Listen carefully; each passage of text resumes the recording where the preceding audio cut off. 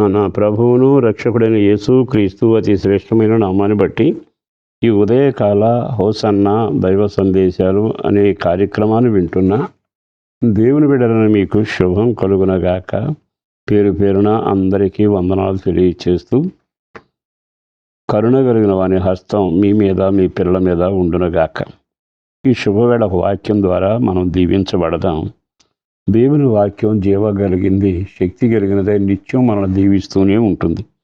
వాక్యానుసారంగా నడిచిన వారి జీవితాలు ఆశీర్వదించబడుతూనే ఉన్నాయి. సామెతల గ్రంథం 11వ అధ్యాయంలో ఓ చక్కని మాట 28వ వాక్యంలో రాయబడిన మాట ఏమిటంటే, చెడిపోయే వాళ్ళెవరు, బాగుపడే వాళ్ళెవరు అనే ప్రస్తావన అక్కడ ప్రస్తావించబడింది.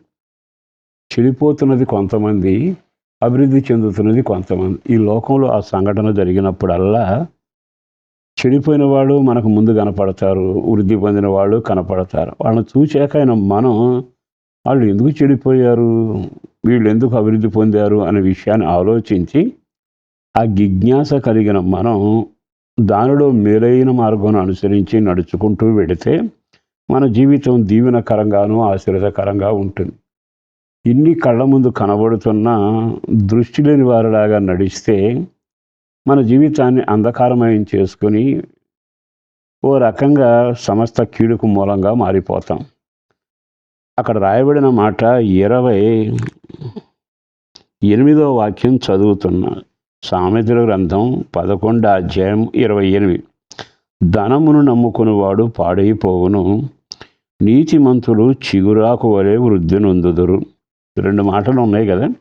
పాడైపోయిన వాళ్ళు, వృద్ధి చెందిన వాళ్ళు. ఈ పాడైపోయింది ఎవరై అంటే ధనమును నమ్ముకున్నవాడు. ఇక్కడ మీకు ఒక మాట చెప్పాలి, ధనం లేకుండా మనిషి బ్రతకలేడు. అయితే ధనాన్ని దేవుడిచ్చాడు, ధనాన్ని సంపాదించాలి.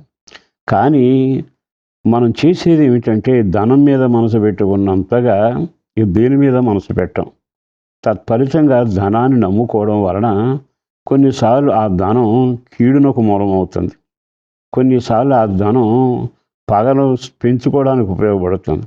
అదే ధనాన్ని మనం నమ్ముకుని ఉంటే అన్నదమ్ముల మధ్యలో భేదాలు కలుగ చేస్తూనే ఉంటాం. ధనం దేవుడు నిర్ణయించాడు అనుభవించడానికి, వాడడానికి. అంతవరకు దాన్ని వాడాలి. అలా కాకుండా దేవుని నమ్ముకోక, ఏ వ్యక్తిని విశ్వసించక, కేవలం ధనం మీదే మనసుని పెట్టి నమ్ముకుంటే తన జీవితంలో ఎంత కీడు వస్తుంది. బైబిల్లో బిలాము అని ఒక వ్యక్తి ఉండేవాడు. అతగాడు ధనాశ కలిగిన వాడై ఒక ప్రజలను శపించడానికి గాడిద మీద వెళ్ళి ప్రయాణం చేస్తూ వాడిని శపించి రావాలని వెళ్ళాడు. కానీ దేవుడు చెప్పాడు ఆ మార్గం మంచిది కాదు అని. కానీ ధనాశ కొద్దీ వెళ్ళాడు. కానీ జీవితంలో కీడుకరమైన సంగతి ఏంటంటే అతను మోస్తున్న గాడిదే అతను గద్దించి మాట్లాడింది.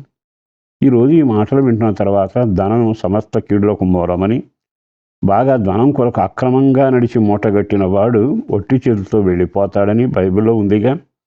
మరి ఈ రోజున ధనం దైవం కాకూడదు, ధనం నిన్ను స్వాధీనం చేసుకోకూడదు. ధనం మీదే మనసు పెట్టుకుని జీవితాన్ని చీకటి కోణంలో చేసుకోకూడదు. ఎన్ని కుటుంబాలు ఈ ధన పిశాచిలోనే భార్యాభర్తలు విడిపోయి కుటుంబాల్లో సమస్యలు చెలరేగాయి. కనుక జాగ్రత్తగా ఉండండి, పాడైపోవడానికి ధనం. మరి రెండవది, నీతిమంతులు చిగురాకు వలె వృద్ధి నొందిరు. నీతిమంతులు అంటే వాళ్ళకి పైన అంతా భక్తి, నీతి, యథార్థత, సమాజం, మేలు చేయటం, నా తన అనే ఆలోచనల ద్వారా అయ్యో మాట్లాడుతున్నప్పుడు నేను ఇట్లా మాట్లాడకూడదే అంటే నీతి తప్పి మాట్లాడటం కానీ, కొన్నిసార్లు ఇతరులను గాయపరచడం కానీ చేస్తే వాళ్ళ మనస్సాక్షి దెబ్బతింటుంది. అంటే అర్థం ఏంటంటే వాళ్ళకి ఎంతసేపు యథార్థత, నీతి, భక్తి, ప్రార్థన. ఆ నీతి యేసు రక్తం ద్వారా మనకు కలిగింది. ఆ మార్గం దేవుడే నేర్పాడు. అటు వాళ్ళట చేతిలో సొమ్ము లేకపోయినా, వెంటబడే జనం లేకపోయినా వాళ్ళు చిగురాకు వలె వృద్ధి చెందుతారట. అంటే ఎంత నీతి నిరంతరం నిలుస్తుందిగా, ఆ నీతి వాళ్ళ కుటుంబాలను ఆశీర్వదిస్తుందిగా, ఆ నీతి గొప్ప కార్యాన్ని చేస్తుందిగా. కనుక నీతి కలిగిన వాళ్ళు బైబిల్ అంటుంది స్థిరముగా నిలిచి చిగురాకు వలె వృద్ధి చెందుతారు.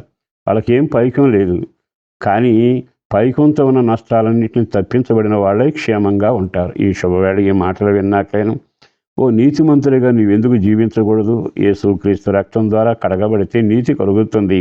వాక్య వెలుగులో నడిస్తే దీవెన కలుగుతుంది. ఆ మార్గాన వెళితే అంతకంతకు నీవు వృద్ధి చెందెదవు. పరిశుద్ధుడును ప్రేమామడిన ప్రభు వందనాలయ.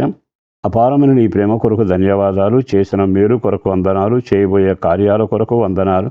అడిగిన దానికంటే ఊహించిన దానికి గొప్ప కార్యాలు చేసి కుటుంబాలను, పిల్లలను, కలిగిన సమస్తాన్ని, కష్టార్జితాన్ని, కూలి పని, చేతి పని, ఉద్యోగ, వ్యవసాయ, వ్యాపారాలన్నింటిలో దీవెన కలుగు చేసి కుటుంబానికి రక్షణ కలగాలి. వాళ్ళంతా ప్రార్థనా పరులై వర్ధిల్లాలి. అట్టి దీవెనల చేత నింపుమని యేసు పేరట వేడుతూ ఉన్నాము తండ్రి. ఆమేన్.